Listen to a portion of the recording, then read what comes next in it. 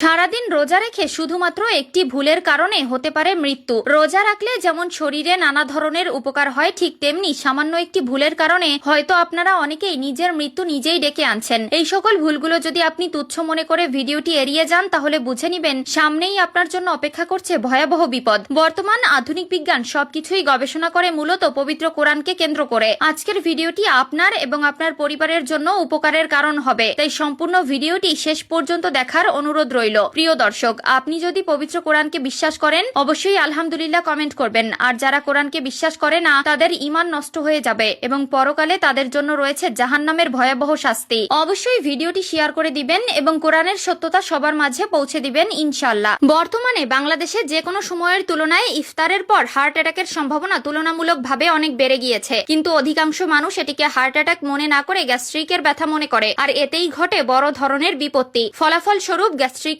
ওষুধ কিংবা অ্যান্টাসিড খেয়ে ফেলেন। ফলশ্রুতিতে আগের তুলনায় তারা অনেক বেশি অসুস্থ হয়ে পড়েন। অতঃপর দেখা যায় যে বুকের তীব্র ব্যথা নিয়ে হসপিটালে গেলে ডাক্তার এটিকে হার্ট অ্যাটাক বলে থাকেন। এটা ছিল মিনি হার্ট অ্যাটাক, কিন্তু আমরা গ্যাস্ট্রিকের ব্যথা মনে করে এড়িয়ে চলি। এতে করে আমাদের পড়তে হয় আরো বড় ধরনের জটিলতায়। প্রিয় দর্শক, যে কোনো ভারী খাবার দাবার গ্রহণের ফলে হার্ট অ্যাটাকের সম্ভাবনা অনেকাংশে বেড়ে যায়। বিশেষ করে সারাদিন ক্ষুধার্ত থাকার পর হঠাৎ করে অনেক বেশি খেয়ে ফেলা, তার উপরে অতিরিক্ত ভাজা পোড়া খেয়ে ফেলায় আমাদের মূল সমস্যা। এই সকল খাবার আমাদের পাকস্থলীতে গিয়ে হজমের জন্য অনেক বাড়তি প্রেসার তৈরি করে, যা আমাদের শরীরের উপর এবং শরীরের অন্যান্য অঙ্গ প্রত্যঙ্গের উপর বেশি প্রভাব ফেলে। আর বেশি কাজ মানেই তো বেশি শক্তি। এই অতিরিক্ত শক্তি ব্যয়িত হয় শুধুমাত্র হজম প্রক্রিয়ার জন্য, এবং এর জন্য প্রচুর পরিমাণে রক্তেরও দরকার হয়, কিন্তু হজম করার জন্য এত বেশি রক্ত না থাকায় দেখা দেয় রক্ত স্বল্পতা। পাকস্থলীর পাশাপাশি যেহেতু হার্ট, তখন হার্টকে স্যাক্রিফাইস করতে হয় বেশ অনেকখানি রক্ত, আর ঠিক তখনই ঘটে যেতে পারে হার্ট ফেইলের মতো ঘটনা। অনেকে মনে করেন সারাদিন উপবাসের পর